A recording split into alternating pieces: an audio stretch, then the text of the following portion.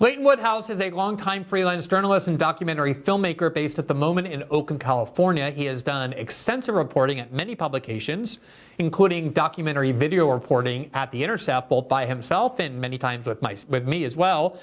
It is impossible to place Leighton ideologically, which is what makes his reporting of such high reliability. He currently does much of it on his Substack page at leightonwoodhouse.substack.com. Earlier today on Our Locals platform, we published new original reporting from him about an ongoing controversy. The article is entitled, quote, Fauci's cover-up on dog experiments, how the NIAID, with the key help from the Washington Post, turned a true story into a, quote, right-wing conspiracy. I really think that Leighton is one of the great independent journalists in our country, and I am glad that he published with us, and it is great to see him welcoming to his debut appearance on System Update. Leighton, good evening. It's nice to talk to you. All right, I don't think we have your voice available yet, so we should probably fix that problem. Really? Okay, I think we have that. There's All right. a delay? Yeah, no, I think we're fine.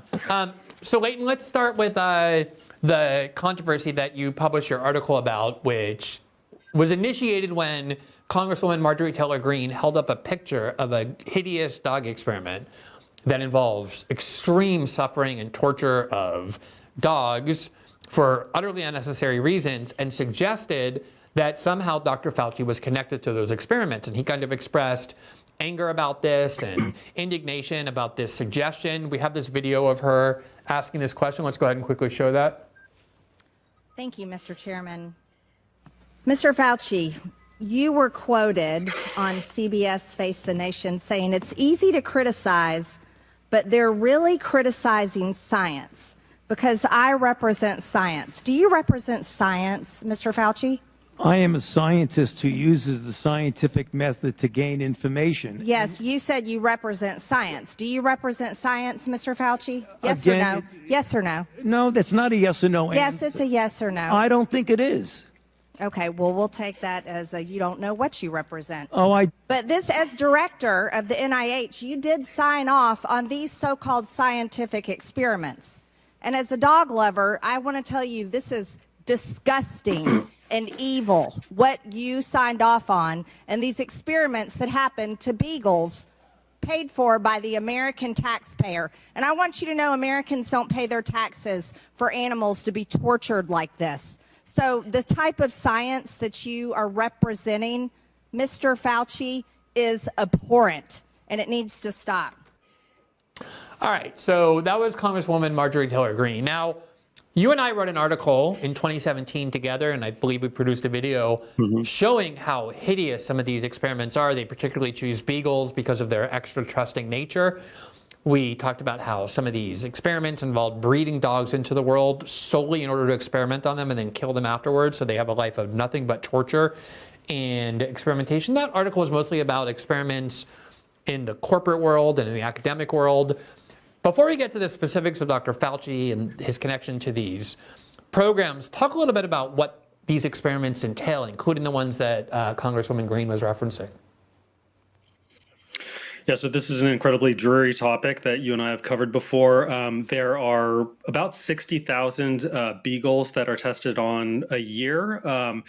By the way, I should say that we're talking about beagles right now, but there are millions of animals that are tested on a year, most of them mice, which don't even get reported to the government. So we actually have no idea how many animals are tortured in these labs a year. But these beagles are often kept as you mentioned before, they are docile, non-aggressive, eager to please breed of dog, which makes them perfect for laboratory technicians to be able to draw blood samples, inject them, do whatever they want to with them in experiments, which can include things like force feeding them laundry detergent, injecting them with bacteria, with deadly viruses, etc. They are raised in, sometimes the experimenters actually buy dogs just as shelters, but usually they're raised in these farms, factory farms for laboratory dogs, in which they're held in stacked cages with wire floors. They're just sitting in their own poop and pee all day. I think the legal regulations are that the cage needs to be just a few inches bigger than their body, and if they make it twice that size, then they never have to take them out to exercise. So often they are twice that size, and the only exercise that these dogs get is just spinning in circles in their cages, are never touch the earth, never see daylight, and then they're shipped out to some laboratory to perform heinous experiments on them. So the experiment in particular that was referenced in that exchange, and the one that has become the topic of controversy, talk about what that experimentation entails. So in 2019 in Tunisia, there was an experiment that was performed on a number of beagles in which they had their heads placed into mesh bags that were filled with starved sandflies, which carried a parasite, which in turn carried a disease with which the researchers were trying to infect the beagles. So this this experiment took place. There are pictures of it. The paper was published in PLOS Neglected Tropical Diseases. That was the academic journal it was published in. In that article, the researchers acknowledged funding from NIAID. NIAID is the institute within NIH, which is led by Anthony Fauci. So they acknowledged the funding from NIAID. This is in 2019. Fast forward a couple of years to 2021. This is an old experiment by now. But the White Coat Waste Project, which is a group that advocates against taxpayer funding of heinous experiments like this on animals, discovered the paper, publicized it, wrote a blog post about it. And then a couple months after that, there was a letter circulated by a bipartisan group of Congress members expressing their disapproval of taxpayer money being used for this kind of heinous research. So these two things together sort of sparked a backlash online. There was a hashtag Arrest Fauci was trending on Twitter. According to NIAID, they were inundated with so many phone calls that for 2 weeks, Fauci's assistant just stopped answering the phone. This is a real publicity crisis for them. We know that this was a publicity crisis for them because White Coat Waste was able to get a hold of their emails through a FOIA request. And in those emails, we have Anthony Fauci telling his colleagues, we are being bombarded by protesters and asking them to look into this experiment. All right, let me just stop you there. Let me just stop you there because I want to emphasize one and draw out one part of what you said. So the entire reason that this became an issue, became a controversy, is because there was a publication, a sort of official publication, a formal publication that was published that the White Coat Waste Project discovered, where it explicitly said that this specific dog experiment, the one where they put their heads in mesh bags and they're infected on purpose with this pathogen through all these sort of, what are they called?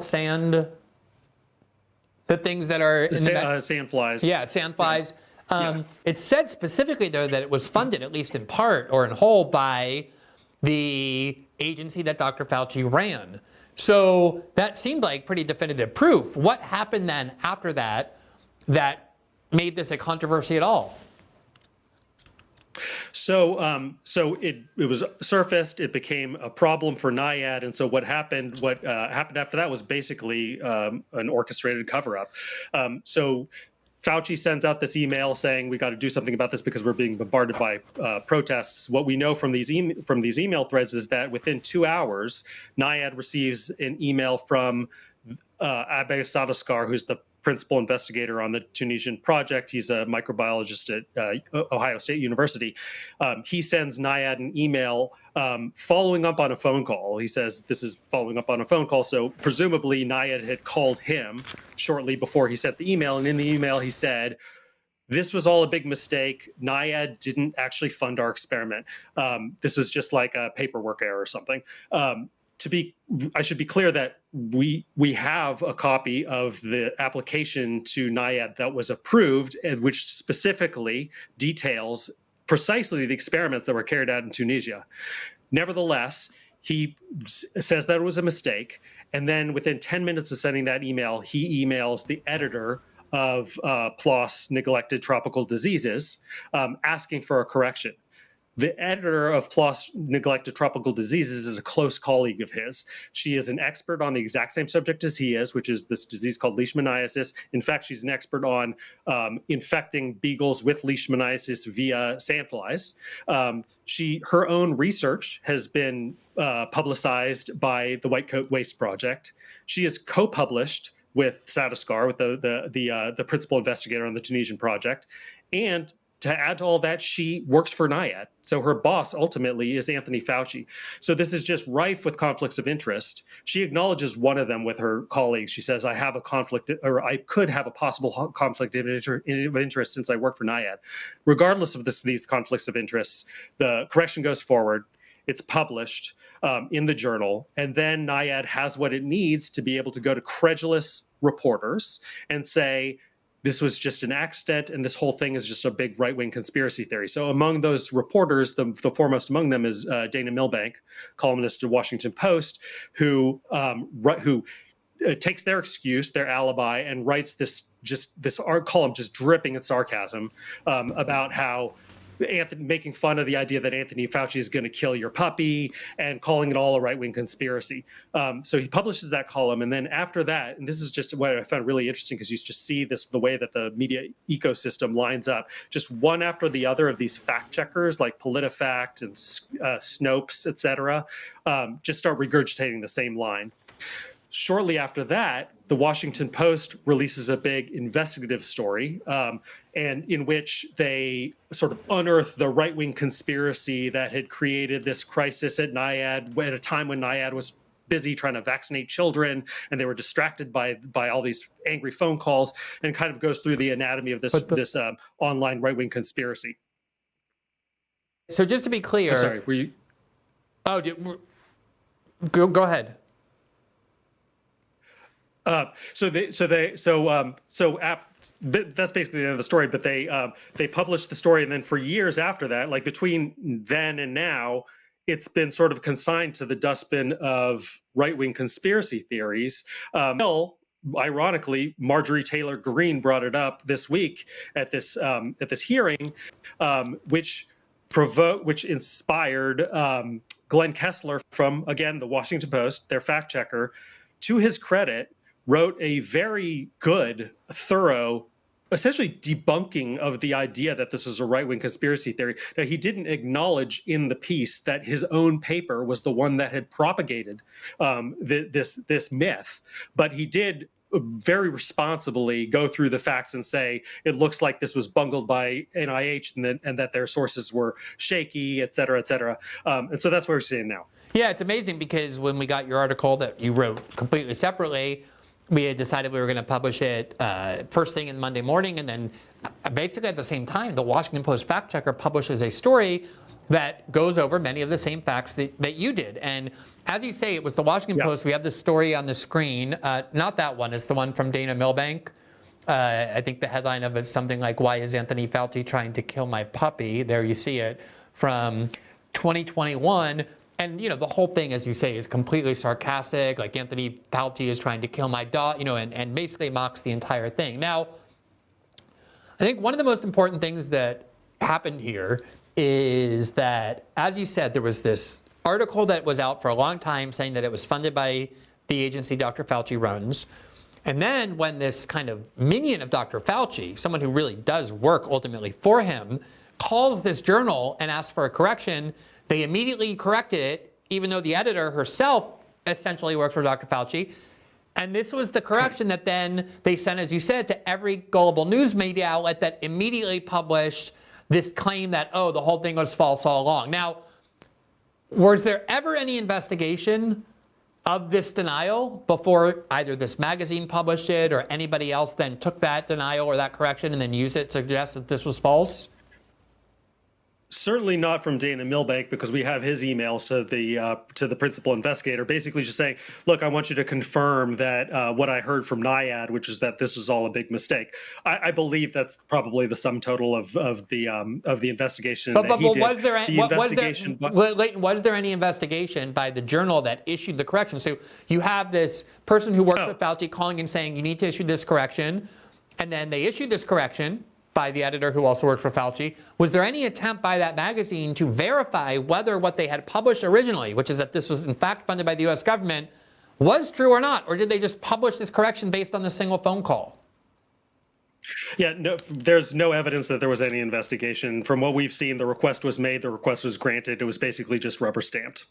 Okay, so now internally, and this is one of the things that your article today extensively covers that I think is so important, is it shows, based on these emails that were obtained through FOIA with Dr. Fauci and those who worked with him, to me it's almost very similar to what happened with the Lancet letter, where behind the scenes Fauci was hearing one thing and then they were desperate to try and organize a letter that said, oh no, we know for sure that it's naturally occurring, even though of course they had no idea that that was true. They had all kinds of indications from top epidemiologists that it may have been more likely that it came from a lab, and then they engineered this PR campaign to manipulate the public, and that the media then mindlessly carried forward Dr. Fauci's methods, that any attempt to question the origins of the COVID pandemic and the virus in any way by suggesting it wasn't naturally occurring was a right-wing conspiracy, a right-wing lie, some kind of, people were banned from the internet for suggesting it.